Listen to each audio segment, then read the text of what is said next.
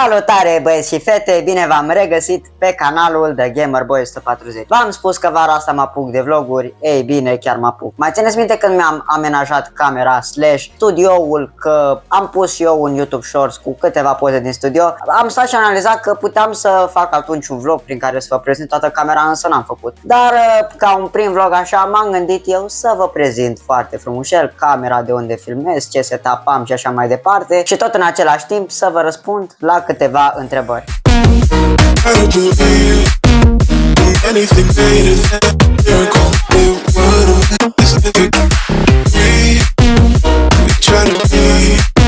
Tocmai ce am atins milestoneul de 1000 de abonați, însă tot mai sunt persoane dintre voi care încă nu sunt abonate. Așa că pentru următorul goal, și anume 1500 de abonați, v-aș ruga tare mult să dați click pe acel buton de subscribe și clopoțelul de lângă pentru a fi la curent cu fiecare videoclip pe care îl postez. Având în vedere că totuși din această cameră filmez și probabil pe unii vă interesează ce setup am, ce folosesc ca să filmez, o să încep room tour-ul cu piesa principală a acestei camere, și anume studioul. Păi avem aici laptopul, e un Lenovo IdeaPad 1, are un procesor AMD Ryzen 7 5700U, 8 core-uri, 16 thread-uri, are 16 GB de RAM, un SSD NVMe de 512 placă integrate. Și acum o să vă pe unii comentarii. Dacă tot faci YouTube și tot faci editing, de ce nu ți-ai luat un laptop cu o placă dedicată, un laptop cu o placă de gaming? Păi e simplu, placa integrată poate să-ți facă un editing de bază, ceea ce am eu nevoie. Nu am eu nevoie de After Effects, efecte speciale și așa mai departe. Apoi avem aici un televizor Philips care e folosit drept monitor secundar și de asemenea folosit pentru a mă uita pe seriale la Netflix.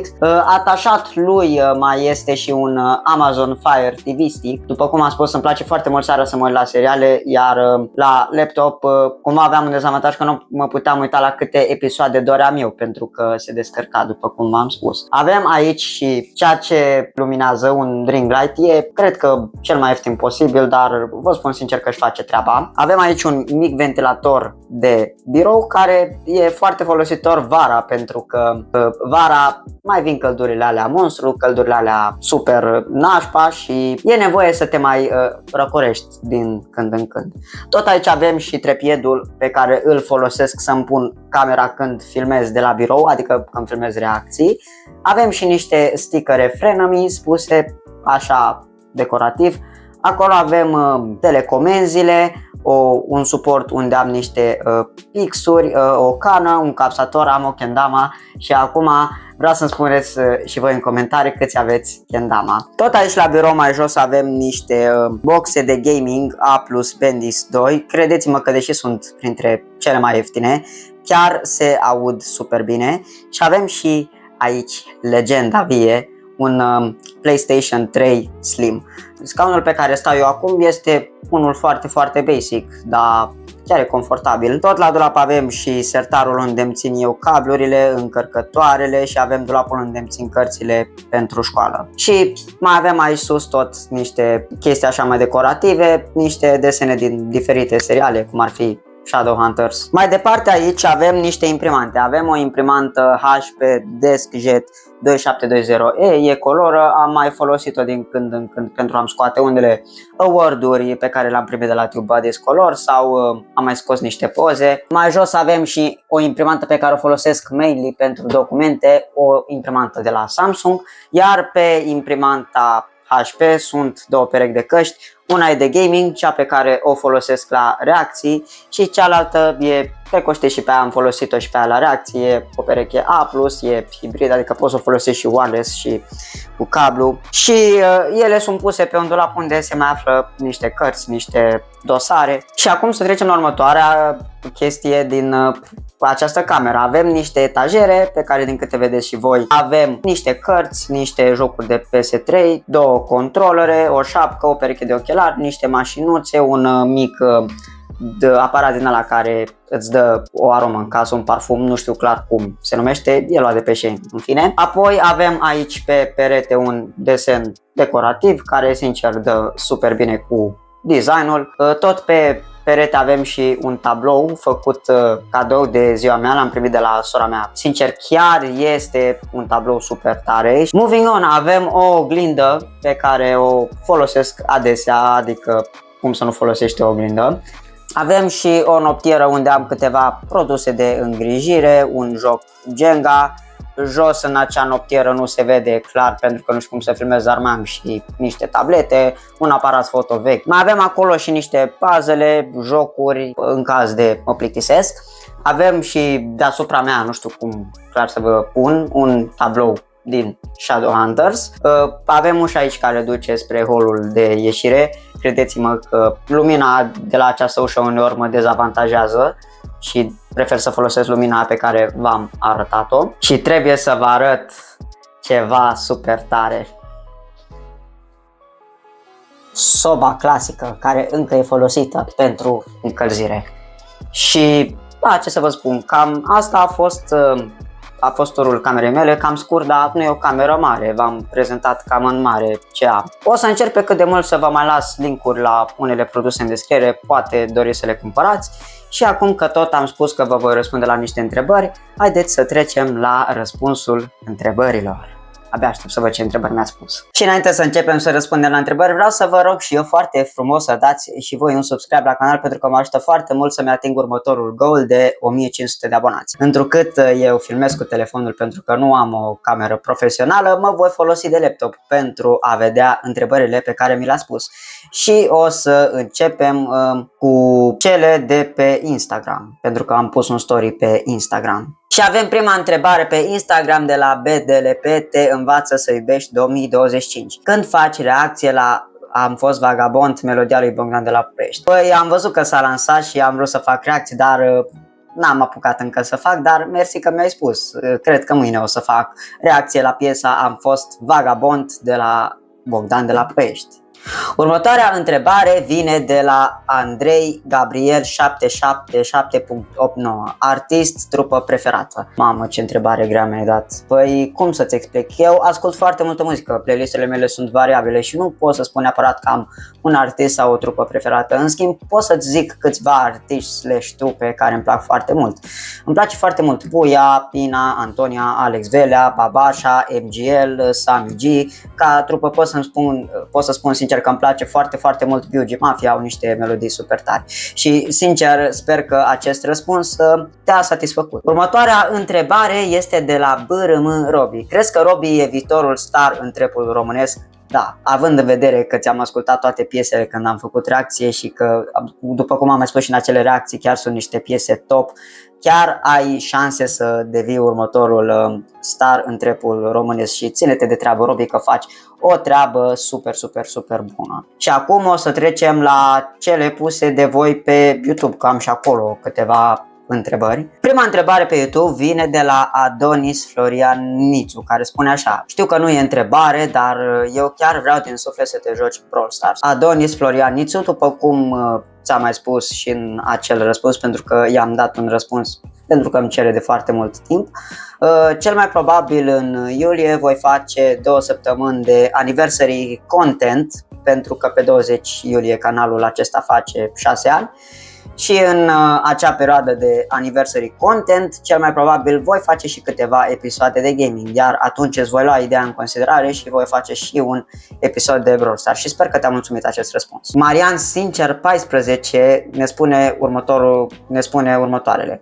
Am eu întrebări. Ce stil de muzică îți place să prezinți fanilor tăi? Muzică care sună bine, sinceră. Poate fi și trap, hip-hop, mainstream, manele, orice sună bine și orice să vă placă și vouă. Nu am o anumită preferință de ce muzică să vă prezint. Următoarea întrebare, care vine tot de la Marian Sincer 14, și eu vreau să încep să lucrez pe canalul meu de YouTube mai mult. Cum să-mi pregătesc un studio? Ce ChatGPT-uri sunt bune pentru live-uri? Deci vrei să te apuci de YouTube sau vrei să lucrezi pe YouTube mai mult? Având în vedere că cel mai probabil ești la început, nu ai nevoie chiar de un studio atât de advanced. Poți să faci treabă bună și cu cea mai ieftină lumină și cu telefonul, inclusiv dacă are o cameră decentă. De exemplu, momentan filmez un Galaxy A23 5G. Tot ce contează e să faci ceea ce îți place. Ca să-ți dau totuși o recomandare cum să-ți pregătești în studio, ia-ți un laptop mid-range, adică nici prea performant, pentru că bănuiesc că nu poți să ți-l permiți, dar nici cel mai ieftin. Chiar poți să-ți recomand inclusiv pe cel pe care l-am eu, un Lenovo IdeaPad cu AMD Ryzen 7, placă video integrată, 16 GB RAM și 512 GB SSD.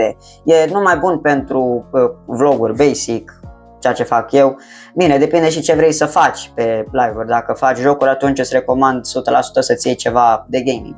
Despre ce chat GPT-uri sunt bune pe live-uri, toți chatbots sunt buni ca să-ți generezi un fel de mini-script, să te învețe să-ți spui cât mai fluent ideea. O întrebare de la Marian Sincer 14. Fac de 6 ani aproape videoclipuri cu pasiunile mele și vloguri cu ce activitate fac. Ce aplicații îmi poți oferi să iasă un videoclip sau un vlog fain și interesant? Deci vrei și niște aplicații care să te ajute să faci totul mai calitativ. În editing ți-aș recomanda ceva care să poți învăța cât de cât ușor pentru început, fie Filmora, CapCut, iar mai încolo, după ce ai căpătat puțină experiență în asta, poți să încerci să te muți pe Premiere Pro. Dacă filmezi, de exemplu, reacții sau ceva pe laptop, folosește neapărat OBS Studio pentru că e printre cele mai bune programe de recording. Pentru coloane sonore în vloguri, ca să spun așa, poți folosi și ce se oferă gratuit în librăria de la YouTube Studio, deși alea sunt cam generice.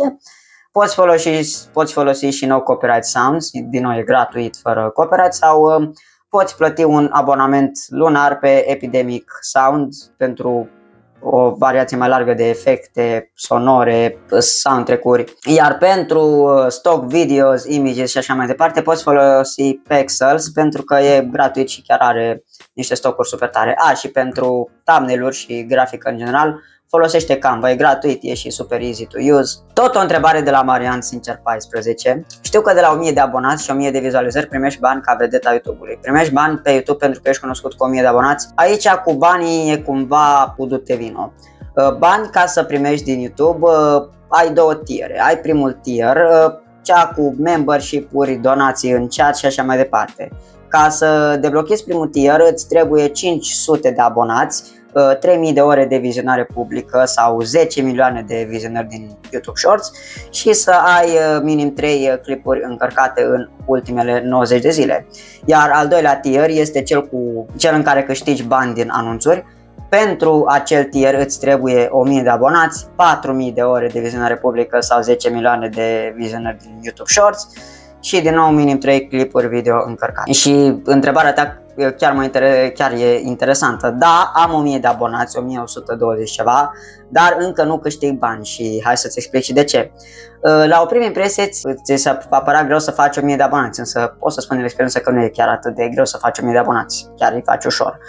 În schimb, ce e foarte, foarte greu să faci sunt acele ore de vizionare publică pe care ți le cere YouTube-ul, pentru că ca să le faci tu trebuie să menții spectatorul pe clip, să se uite la tot clipul. Ori dacă nu se uită, cum e și în cazul reacțiilor, că se întâmplă să se uite doar la 1 minut sau 2, nu se vor înregistra prea multe ore de vizionare publică. Tot Marian Sincer 14 mă roagă să trag cu ochiul la câteva videoclipuri scurte și vloguri create de el, să îmi spun părerea și dacă nu sunt pentru unii prea plictisitori. Momentan nu pot să afișez chiar pe vlog pentru că deja am început vlogul să filmez și nu e o reacție, dar după ce termin vlogul o să mă uit și o să-ți las niște comentarii la clipuri să spun cum sunt. Tot o întrebare de la el.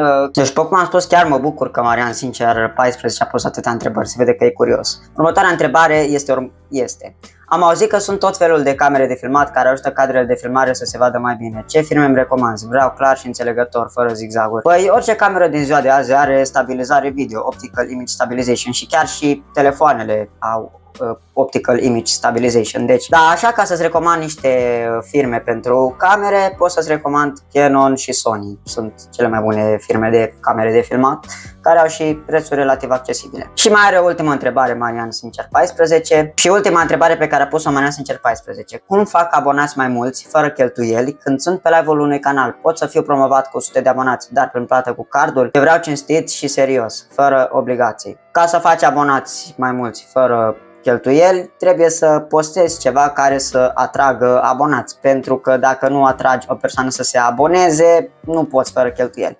Iar dacă ești pe live-ul unui canal și vrei să fii promovat cu 100 de abonați, dar prin plată cu cardul, da, poți așa ceva. Sunt youtuberi care fac live-uri și care contra unei sume donate îți fac o promovare și faci mai mulți abonați. Și eu îți mulțumesc pentru întrebări, Marian. și mă bucur că YouTube e printre aplicațiile tale preferate și mă bucur că ți-am fost de ajutor cu răspunsurile și îți urez și eu baftă la videoclipuri și la noi abonați. Și mai mult așa un îndemn decât o întrebare vine de la Adrian KINNG, care spune următoarele: postează mai des, din 2 zile una postezi, 2 stai și iar postezi să faci abonați și bani. Mulțumesc pentru un îndemn, chiar mă gândeam să-mi fac un plan mai ca lumea, ca să spun așa, de postare, mai ales că acum sunt în vacanță și am mai mult timp să filmez, să editez, să experimentez. Eu vă mulțumesc foarte mult pentru întrebările adresate și sper că v-am mulțumit pe toți cu răspunsurile. Este primul meu vlog, e primul meu videoclip mai diferit de reacție și de gaming și dacă cumva am părut puțin mai timid, îmi cer scuze. Sper că acest vlog v-a plăcut, sper că v-a plăcut turul camerei mele, sper că v-a plăcut secțiunea de Q&A. Sper să mai facem pe viitor Q&A, vreau să-mi lăsați în comentarii și mai multe idei super tari de vloguri. Aveți în descriere linkul de la TypeStream dacă doriți să mă susțineți mai mult.